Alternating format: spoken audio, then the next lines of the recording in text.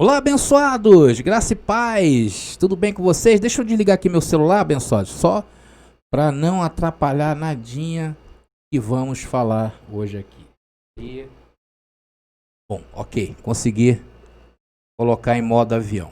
Bom, abençoados, sejam todos bem-vindos ao canal da Graça Pura. Como é que você tem passado aí, reinando em vida?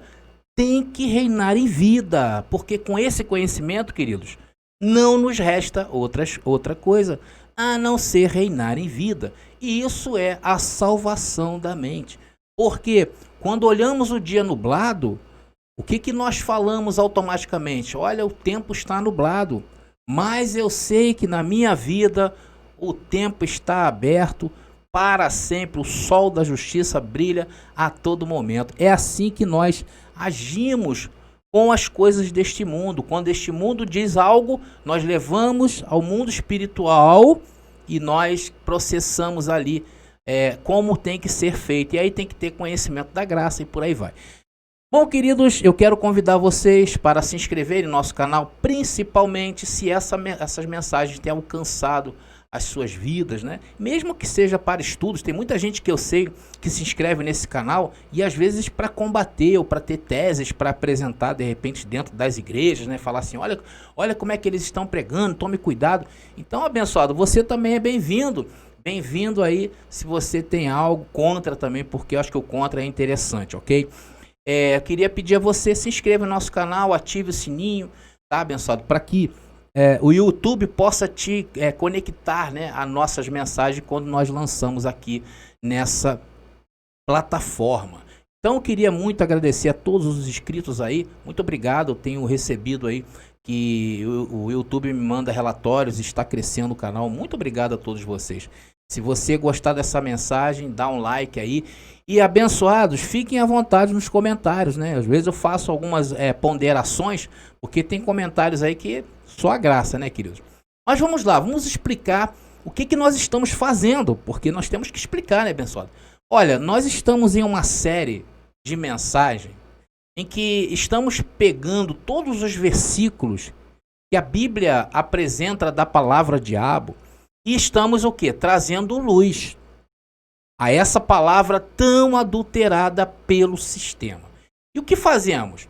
Pegamos o ensino que a religião ensinou durante 2000 anos, soberanamente, porque só tinha eles aí, agora existe, Deus está levantando o povo em graça, que está confrontando tudo aquilo que nos foi ensinado. Então nós pegamos aí o que a igreja fala, né, o sistema religioso, e estamos confrontando com o ensino que a Bíblia diz. Por isso que nós aqui, nessas mensagens, o que fazemos? Observamos o contexto, expomos os originais para os abençoados. Nós usamos todos os tipos de interpretações, claro que obedecendo a homilética e a exegese dos textos. Então, na primeira parte, que foi ao ar dessa série de mensagens, nós expomos de forma generalizada a palavra diabo. Quem não viu a primeira parte, que eu criei aí uma playlist para que você veja todas elas. Então, se você não viu a primeira parte, eu te convido a assistir, tá? Está aqui na descrição do vídeo aqui embaixo e aqui, agora acertei. E aqui, tá vendo? Esse card aqui aparecendo é justamente da playlist que eu criei. Então, nós vimos... nós temos também um outro vídeo, antes de entrar nesse detalhe, nós temos também um outro vídeo em que nós falamos da tentação de Jesus. Que está incluído também nessa playlist a partir de hoje, está lá. Porque de repente os abençoados pegam o textozinho lá da tentação de Jesus e falam, mas André aqui também está falando sobre o diabo. E nós já falamos sobre isso. Então os abençoados fiquem atentos. Então vimos na primeira parte de forma generalizada a apresentação. Na segunda parte nós vimos o diabo que Paulo descreveu em 1 Timóteo capítulo 3, versículo 6. Na terceira parte, vimos o diabo da parábola do semeador. E hoje vamos ver o diabo de Tiago, capítulo 4, versículo 7. Eu sei que os abençoados pedem outras passagens está escrito, né? O diabo. Fala assim, irmão, naquela passagem de Apocalipse diz, ali também Colossenses, e vai seguindo por aí, aonde tem diabos abençoados vão apontando para mim. O que acontece? Olha, nós vamos abordar todas as 33 vezes que a Bíblia menciona a palavra diabo. Então, todas essas 33 vezes, nós vamos trazer o entendimento. Ok? Então, fiquem tranquilos aí, se a gente ainda não chegou ainda aí na tua dúvida que você tem, nós vamos chegar lá, ok? Bom, então vamos lá. Vamos a mais uma parte do diabo que vamos trazer hoje. Será que Tiago, ele estava se referindo ao diabo, esse diabo que o sistema prega, esse diabo que o sistema vive com ele, lá em Tiago capítulo 4, versículo 7, será que ele estava se referindo a esse ser? Porque vocês já notaram, abençoados, lá no sistema religioso, eles expulsam o diabo de manhã, nas consagrações, nas orações que eles fazem lá, e à noite, lá no culto, está o diabo novamente se manifestando dentro dessas igrejas e sendo expulsos. Mas sempre volta, no outro dia está lá o diabo. Será que ele é o primeiro a chegar e o último a sair? Ou será que ele nem sai de lá? Bom, eu acho que essas igrejas aí que enganam os milhões em nome de milhões, os milhões em nome de milhões, é que é a morada do diabo, ok? Vamos então ao versículo que interessa, vamos começando aí, Tiago capítulo 4, versículo 7. Tiago capítulo 4, versículo 7, que diz: Sujeitai-vos, pois, a Deus, resisti ao diabo, e ele fugirá de vós. Meus amados irmãos, minha família da fé, eleitos, predestinados, homens e mulheres que foram salvos para sempre em suas mentes. Hoje, o maior problema que nós encontramos para que as pessoas entendam de fato o que a Bíblia quer dizer, o que ela quer nos mostrar, e consequentemente tirar o suprassumo dela, é justamente a falta de habilidade para discernir o versículo que está sendo exposto. Então eu listei aqui algumas coisas que atrapalham o real entendimento. Primeiro, abençoados, no Brasil hoje, o nível de entendimento da língua portuguesa torna-se um entrave, porque o Brasil ele tem um déficit muito grande na leitura, na escrita e no entendimento. Por isso que a cada ano que vai passando, os professores que analisam o Enem, eles vão vendo que a pobreza das redações está caindo. Por quê? Porque através de uma redação, você consegue identificar o nível que está uma pessoa. E a própria língua portuguesa, queridos, é uma das mais difíceis do mundo, vocês sabiam disso? Por causa da sua dificuldade de interpretação. Eu tenho que trazer esse assunto para que vocês entendam essa dificuldade que muitos abençoados sentem, né? E isso, se juntando também, essa dificuldade de interpretação, se juntando à pobreza diante das línguas originais da Bíblia, que é o que nós estamos tratando, em relação ao hebraico, por exemplo, a língua que foi escrita o Velho Testamento, ou o grego, a língua em que foi escrito o Novo Testamento, a dificuldade é maior ainda, muito maior. Só para se ter uma ideia do que eu estou falando, a palavra amor em português, ela define um sentimento. Porém, se usarmos em uma frase somente a palavra amor, fica uma coisa muito genérica. Que tipo de amor você está falando? Porque existem amores diferentes de outros amores, concorda comigo? Por exemplo, um amor de um homem para uma mulher é diferente do amor que se tem aos filhos. O amor que você tem a um animal de estimação é diferente ao amor que você tem a seu trabalho, se é que você tem.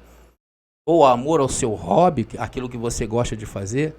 O amor a Deus é diferente do amor que você tem ao seu carro.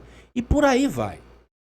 O que eu estou querendo dizer com isso, queridos, para que se tenha um entendimento completo de que você está falando a palavra amor no texto, do que você está se referindo, a que tipo de amor, tem que se acrescentar um complemento.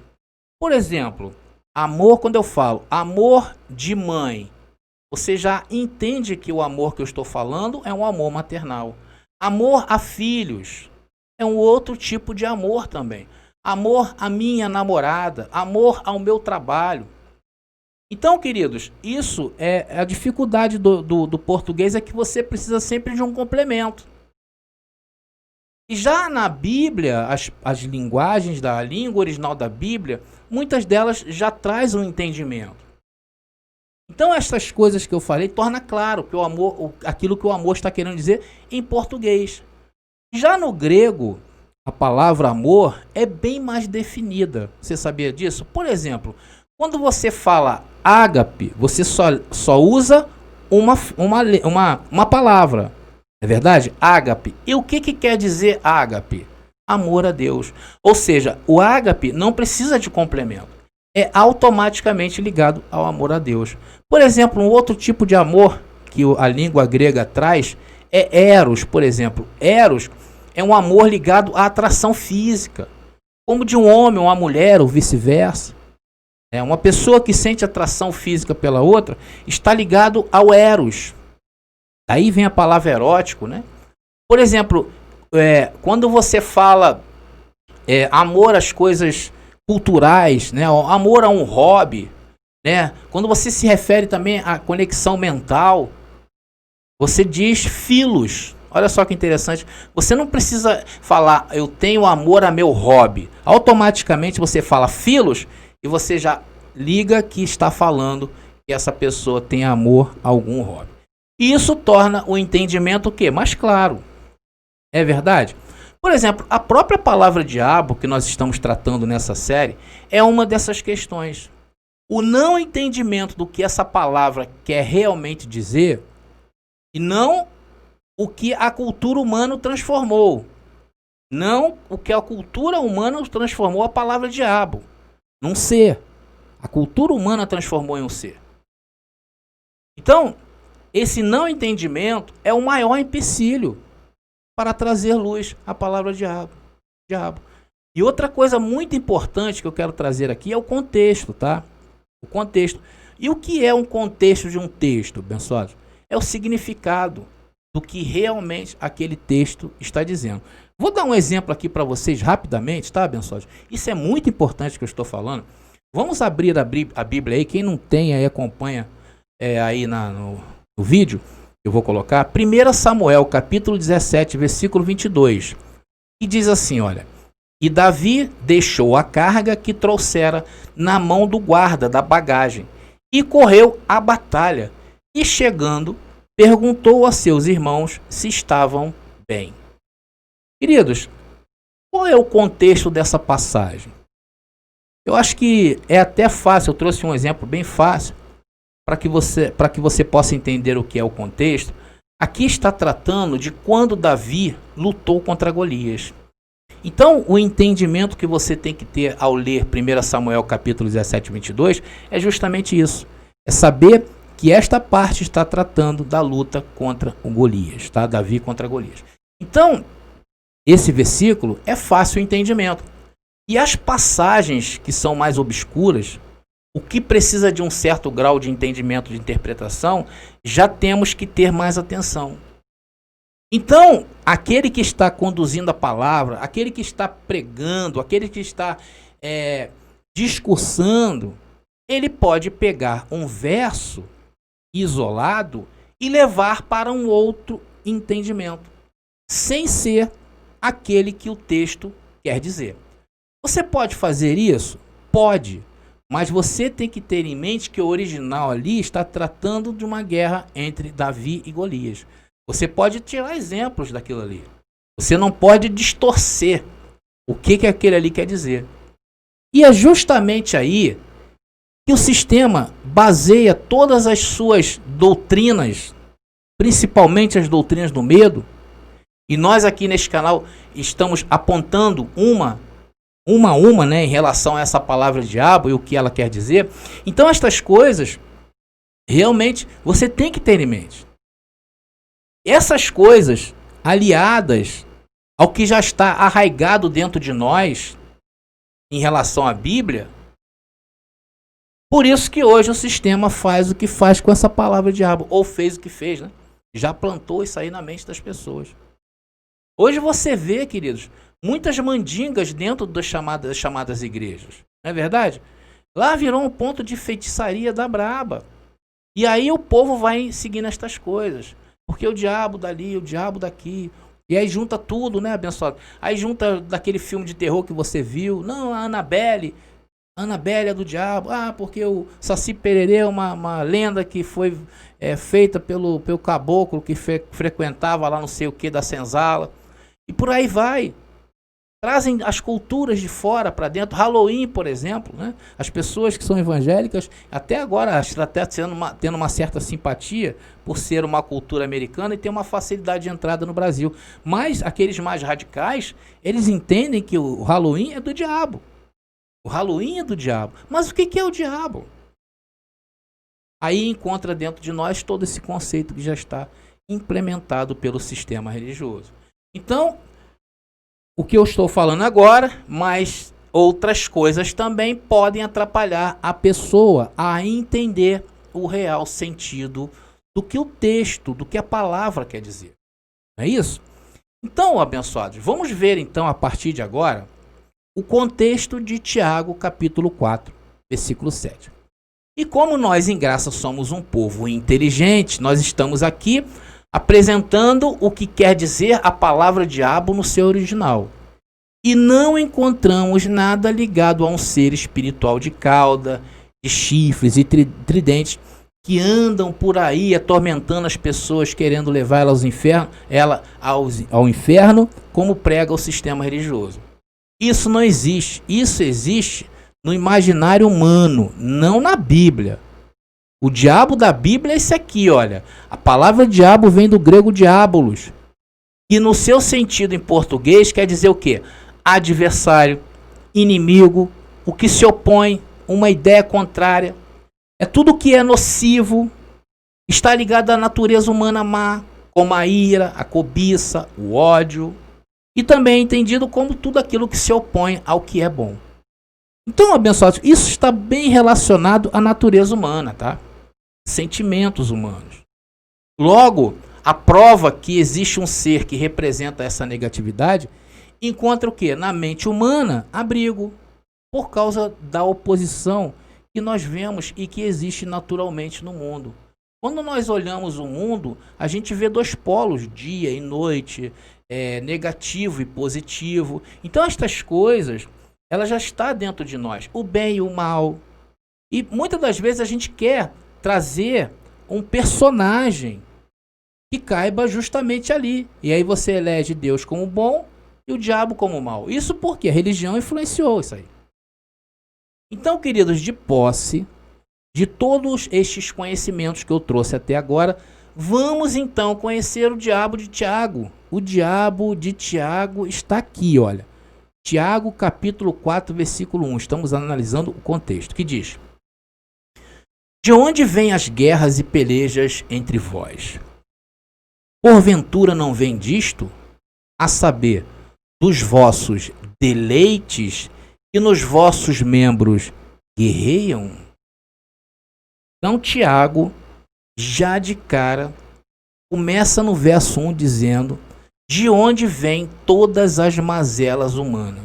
E ali no texto era claro, senão de vossos próprios membros. Será que Tiago leu Gálatas capítulo 5, abençoados? Parece que ele leu, né? Vamos lá, vamos trazer algum entendimento aí do que essa carne é capaz de fazer? Vamos lá. Gálatas capítulo 5, 16, que diz: digo, porém, andai em espírito e não cumprireis a concupiscência da carne, a vontade da carne. Será que se nós alterássemos esta carne no final desse verso e mudássemos o sentido dela ou a própria palavra por diabo, será que mudaria o sentido, o entendimento dela? Vamos ver, vamos lá. Digo, porém, andai em espírito e não cumprireis a vontade do diabo, a concupiscência do diabo. Então vocês anotem, quando você começa a ter luz sobre o texto, não há diferença. Ali é a mesma coisa se Paulo tivesse colocado a mesma coisa. Mas por que Paulo colocou carne? Porque os historiadores, aqueles que traduziram a Bíblia, os tradutores, o que eles fizeram? Botaram carne. Mas a essência que a carne é o diabo representado. Então, pensando nessa mudança que eu fiz agora, eu me lembrei de uma passagem de Paulo que diz em Romanos capítulo 8, versículo 7 o seguinte, que diz assim, olha: porquanto a inclinação da carne é inimizade contra Deus. Olha aí, queridos. Pois não é sujeito à lei de Deus, nem em verdade o pode ser. Então, Paulo, você aqui está dizendo que a nossa carne não se sujeita à lei de Deus? Isso mesmo, André. Então a carne, ela é inimiga número 1 de Deus? Isso, André. Então, Paulo, por isso que morre, né? É verdade. E se nós pegarmos a história do ser humano, desde quando o primeiro homem foi criado, desde aquele momento ali que o homem se deu conta de si, sempre foi de afrontar a Deus, sempre foi de afrontar ao Criador. Deus disse assim, ó, olha, Adão, você pode fazer de tudo aqui no paraíso. Ó, só não faça duas coisas. Comer daquele fruto ali, eu estou sinalizando de roxo, porque esse fruto ali é do conhecimento do bem e do mal. Não faça isso, Adão. E depois do outro fruto ali que eu pintei de abacaxi-limão, para que fique bem, você veja bem o que você não pode tocar, porque ali é a árvore da vida. E se você comer daquilo ali, certamente vai morrer. Então Deus deixou bem claro. E o que o primeiro homem fez? Fez justamente o que Deus pediu para não fazer. Comeu o primeiro fruto, que era do conhecimento do bem e do mal. E o que aconteceu depois disto? O espírito que estava dentro do homem morreu. E foi preciso que Jesus, mais na frente, viesse fazer o resgate. De vivificar o espírito dentro do homem e matar o opositor, que é o diabo, carne. Foi por onde entrou toda a imundície, foi através da carne. Está aí. E que segue o seu destino de desobediência, porque ela continua se opondo a Deus. Ela é uma opositora de Deus, ela é uma inimiga de Deus. É por isso que quando você sabe que a palavra diabo quer dizer opositor, inimigo, você passa a entender então desta maneira. Por isso que a carne segue seu destino de desobediência. E que o final da carne é o quê? É a morte. É o inferno, queridos. André, que isso? E o inferno quer dizer o quê? Sepultura. Não há grandes mistérios nestas coisas. Então o contexto do capítulo 4 de Tiago não pode ser outro a não ser a carne, a opositora, a que manifesta a maldade, ou seja, o próprio diabo. Vocês estão entendendo? Mas vamos voltar a Gálatas aqui e entender um pouco mais sobre essa carne que Paulo fala ali. Gálatas capítulo 5, versículo 17, que diz: porque a carne cobiça contra o espírito, e o espírito contra a carne. E estes se opõem um ao outro, para que não façais o que quereis. Vocês estão entendendo? Agora, vamos mudar a palavra carne mais uma vez para a palavra diabo nesse verso. Vamos ver se vai mudar o sentido dela. Vamos lá. Gálatas 5,17. Porque o diabo cobiça contra o espírito, e o espírito contra o diabo. E estes opõem-se um ao outro, para que não façais o que quereis. Não mudou o sentido, viram, abençoados? Não mudou. Inclusive, deu mais sentido ainda. Porque o que trata a palavra diabo ali é a carne. 5,18. Mas se sois guiados pelo Espírito, não estáis debaixo da lei. Agora Paulo muda incrivelmente o sentido das coisas nesse verso. Vocês observarem, ele diz que aqueles que são guiados pelo Espírito não estão debaixo da lei. Primeiro ele fala da carne, das coisas da carne, do diabo, que eu troquei aqui. Agora ele se refere à lei de Moisés. Então, Paulo, aqueles que são... Agora eu vou fazer uma pergunta para o texto, para Paulo. Então, Paulo, aqueles que são guiados pelo Espírito Santo Não estás mais debaixo da lei de Moisés? Sim, André, é isso aí. Então, se eu trocar aqui, Paulo, a palavra lei pelo diabo, será que alteraria o sentido, Paulo? Vamos ver, abençoado, vamos lá. Mas se sois guiados pelo Espírito, não estás debaixo das obras do diabo. Mudou o sentido? Não. Vocês estão vendo, abençoado? Não muda o sentido. O que mudou, na verdade, é o entendimento que nós temos hoje sobre a palavra diabo. Assim é em toda a Bíblia. E se você não souber disto, você está fadado à escravidão do sistema religioso. Mas quando o verso 7 de Tiago, capítulo 4, pode parecer que o diabo do texto parece um ser espiritual. Principalmente quando você pega um pregador que tira Tiago, capítulo 4, versículo 7, do seu contexto e aplica dentro do contexto do imaginário humano. E ali eles falam, né? É o diabo, resistir ao diabo. E aí o abençoado fica olhando para lá, para cá, tem que resistir. E às vezes não sabe como resistir. E que diabo está falando ali? Então esses pregadores do diabo, esses pregadores da carne, é que fazem as coisas dentro do nosso imaginário, por aceitar esse tipo de discurso. Agora vamos ver Paulo falando sobre as obras da carne, ou obras do diabo. Tanto faz. Vamos ver. Vamos lá. Gálatas capítulo 5, 19 e 21. Se prepara aí, abençoado. Porque as obras da carne são manifestas, as quais são adultério, fornicação, impureza, lascívia, idolatria, feitiçaria, inimizades, porfias, emulações, iras, pelejas, dissensões, heresias, inveja, homicídio, bebedices, glutonarias e coisas semelhantes a estas, acerca das quais vos declaro, como antes já vos disse, que os que cometem tais coisas não herdarão o reino de Deus. E quando no final dessa passagem aqui fala sobre herdarão o reino de Deus, os mensageiros do diabo, né, da carne, eles apontam para o futuro, dizendo que isso aqui é quem não vai herdar o reino de Deus, quem não vai para o céu. Não tem nada a ver. Vocês estão entendendo, abençoados? Os que vivem por essas obras não herdam o reino, é isso que Paulo está dizendo. Nem aqui, nem na China. Porque no reino não pode subir essas obras. E aonde fica o reino de Deus? Na tua mente. Por isso que a tua mente ela tem que ser desinfectada. Ela tem que sofrer um exorcismo do que o homem colocou aí dentro. Você está entendendo? O reino não pode subir essas coisas, essas obras. Ela está resumida à sua carne, ao diabo. O que tu tens que fazer é se manter longe dessas obras. Como disse Tiago. E foi uma boa orientação. Foi isso que o Tiago falou? Sujeitáveis, pois, a Deus, resistir ao diabo e ele fugirá de vós? Não é isso? Não é que a sua carne vai sair por aí fugindo de você, isso não existe. Né? Imagina a carne te deixando em espírito aí. Aí você volta para Deus. Vamos mudar o sentido aqui também, em Tiago 4,7, e colocar a carne para ver se altera o sentido do texto. Vamos lá. Sujeitai-vos, pois, a Deus, resistir às obras da carne, e o que vai acontecer? E ela fugirá de vós.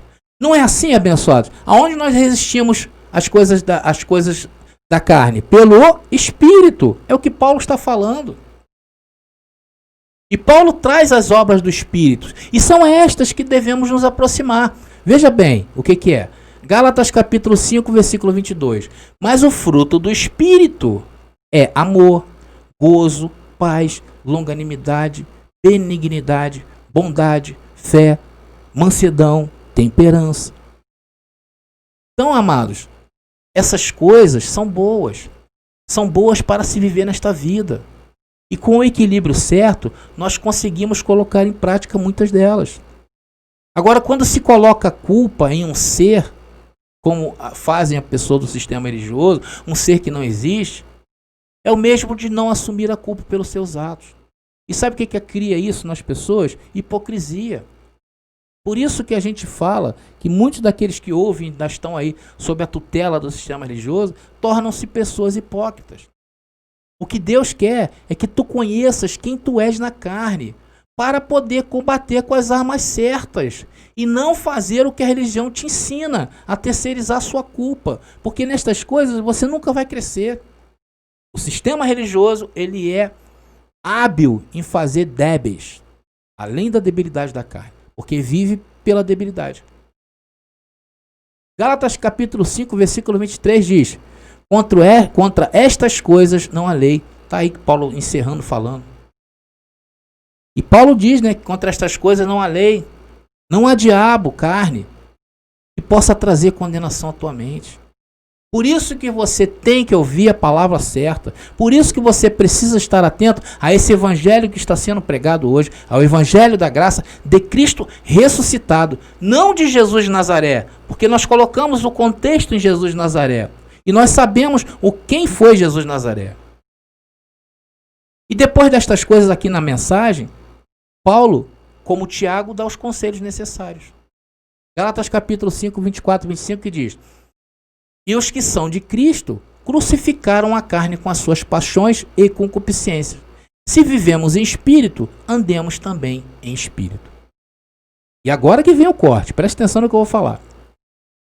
Só pode viver em espírito quem conhece a palavra da graça. A quem foi revelado a palavra da graça. A quem foi revelado os códigos que se encontram de Romanos a Hebreus. Isso é a salvação da mente. Porque, abençoados, por mais que procuremos, por mais que nos esforcemos e devemos buscar a excelência das coisas, uma hora ou outra, esse diabo vai se manifestar. Não tem como.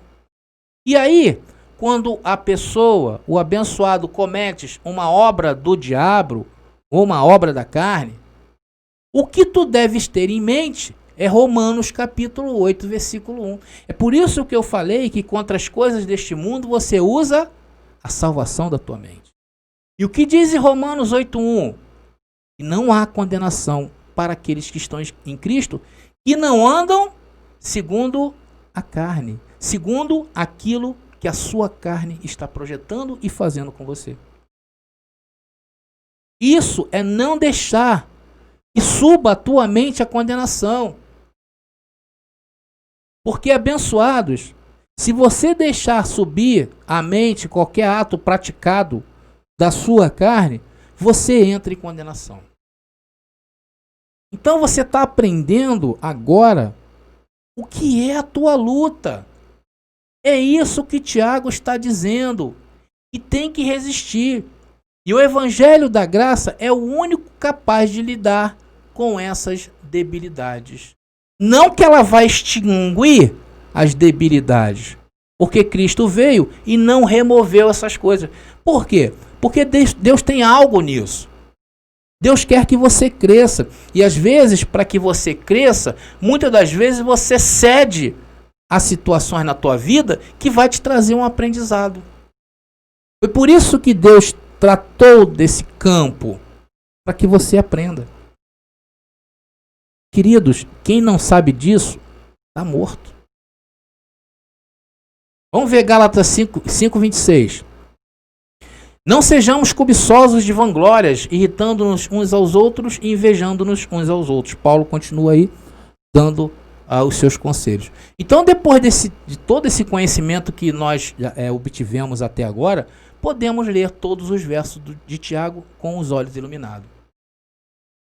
Então, abençoados, aqui são os que estão condenados na mente, porque Tiago falou judeus.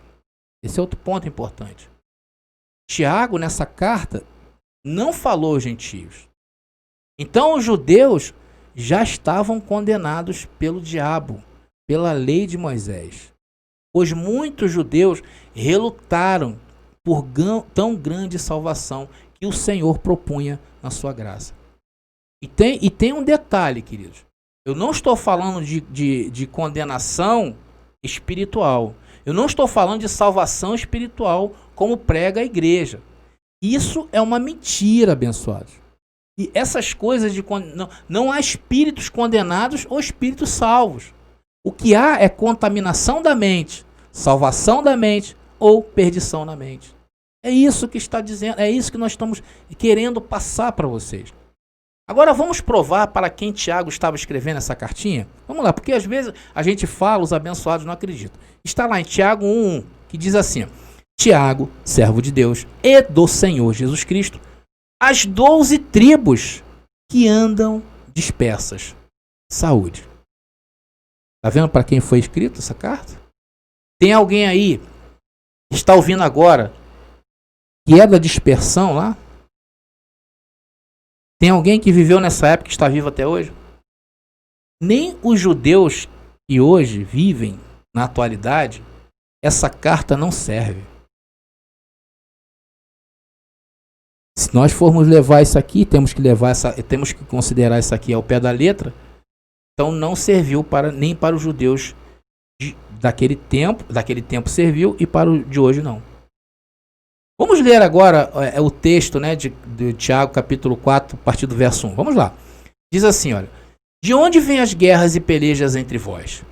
Porventura não vem disto, a saber, dos vossos deleites, e nos vossos membros guerreiam?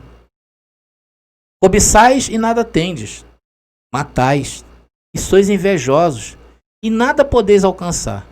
Combateis e guerreais, e nada tendes, porque não pedes. Pedis e não recebeis, porque pedis mal, para o gastardes em vossos deleites. Veja que Tiago está tratando da personalidade humana. Não há nada de espiritual aí. Agora vamos ao versículo 4. Adúlteros e adúlteras, não sabeis vós que a amizade do mundo é inimizade contra Deus? Portanto, qualquer que quiser ser amigo do mundo, constitui-se inimigo de Deus. Tiago agora falou aqui algo bastante interessante que vale a pena a gente falar aqui. Ele diz que qualquer que quiser ser amigo do mundo, se constitui inimigo de Deus. O que é o amigo do mundo? Quem é o amigo do mundo? Aqueles que se entregam às paixões da carne, às paixões das obras do diabo. Esse constitui-se inimigo de Deus. E quem é que prega? Agora que vem a grande verdade. E quem é que prega o engano? Quem é que prega a mentira? Quem é que manipulou os textos da Bíblia contra você, te condenando na tua mente, para usufruir de tudo que você tem? Ele te comprou. E aí ele domina o teu dinheiro, a tua família, os teus filhos. Quem é que fez isso? O sistema religioso. É isso? Eles trouxeram a condenação da mente. Eles pegaram o diabo que não tem nada a ver e atribuíram a ele o quê? Poderes sobrenaturais. O sistema religioso falou isso. Não é assim que é a pregação deles? Eles pegaram um adjetivo, que é a palavra diabo, e botaram um diabo que não existe, dizendo que tem poderes para te levar a pessoa ao limbo, ao inferno. Então este discurso somente trouxe inferno para a vida daqueles que estão submetidos a eles. Mas Deus tem levantado os seus para dizer a esses inimigos de Deus, dizer não às suas falácias, dizer não às suas mensagens, não frequentar mais os seus terreiros.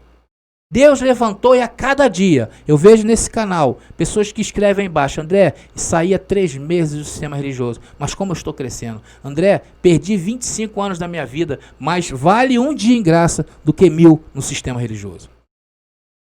Deus está levantando esse povo. Tiago, capítulo 4, 5 e 6 diz: ou cuidais vós, que em vão diz a Escritura, o Espírito que em nós habita tem ciúmes. Antes, ele dá maior graça. Portanto, diz: Deus resiste aos soberbos, mas dá graça aos humildes. Olha isso. A obra redentora de Cristo, que atingiu os gentios e é negada dentro do sistema, Deus está resistindo a todas essas igrejas do sistema, espalhadas em todas as esquinas do Brasil.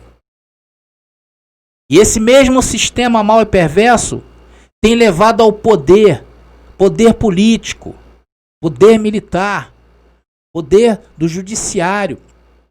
aos poderes desse Brasil, tudo que é tipo de gente, pessoas más, pessoas perversas que falam que o princípio delas é a família, mentirosos, arrogantes, presunçosos. São estes que negam a eficácia da graça, a eficácia de Cristo. Vejam o que eles escrevem nos comentários aqui do canal. Pessoas sem o menor senso crítico, se expondo ao ridículo com comentários pobres e inúteis, ofendendo aos deuses que estão submetidos à graça de Cristo e inscritos nesses canais. Pessoas que sabem do que passaram lá no sistema religioso.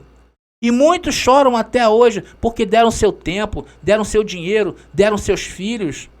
E hoje encontram-se os mesmos filhos que estavam lá, encontram-se encarcerados nos presídios. Os presídios estão abarrotados de Paulo, abarrotados de Moisés, abarrotados de Jesus, abarrotados de Pedro. Vai lá perguntar ao abençoado lá, quem é teu pai? Meu pai é pastor da Assembleia de Deus. Quem é tua mãe? Era obreira da Igreja da Graça. E lá estão lá encarcerados os nossos mesmos filhos, que nós incentivávamos eles a irem à escola dominical. Estão aí na vida do crime, da prostituição, da lascívia da carne do diabo. Então essas pessoas hoje que defendem esse sistema maléfico deveriam ter vergonha até de se manifestarem por causa do seu passado. Não o passado dessa pessoa, mas o passado que defende o passado dessa instituição criminosa. Hoje a instituição religiosa, ela tem um passado mais sujo do que o Hitler. É só você pegar as histórias deles aí, abençoado. Estão em livros para todos verem. Volte e meia o Papa vem a público pedir desculpa pela Santa Inquisição que eles fizeram lá. Mataram milhões de pessoas. Veja pessoas aí, como eu trouxe o exemplo da própria André Surak, que ela foi aí, milhões que ela colocou lá dentro daquela igreja, e hoje se arrepende. Disse até que nos seus posts colocou lá que a Igreja Universal levou ela para o inferno. Vai ler a história deles. Vocês estão entendendo, abençoados? Então nós estamos encerrando essa mensagem, e hoje que estamos em graça, resistimos a estes que invadem tudo. São pessoas sem educação, sem senso crítico, sem vergonha na cara. É esse tipo de gente que estamos resistindo. E Tiago lá atrás também já passava por estas situações. Tiago capítulo 4, versículo 7, que diz: sujeitai-vos, pois, a Deus, resisti ao diabo, e ele fugirá de vós. E agora, trocando esse verso pela revelação, diz: sujeitai-vos, pois, à graça, resisti ao sistema religioso, e ele fugirá de vós. Desaparecerá. E nós continuaremos firmes e arraigados naquilo que o Senhor nos colocou em salvação da mente para sempre. Graça e paz, e até a próxima mensagem.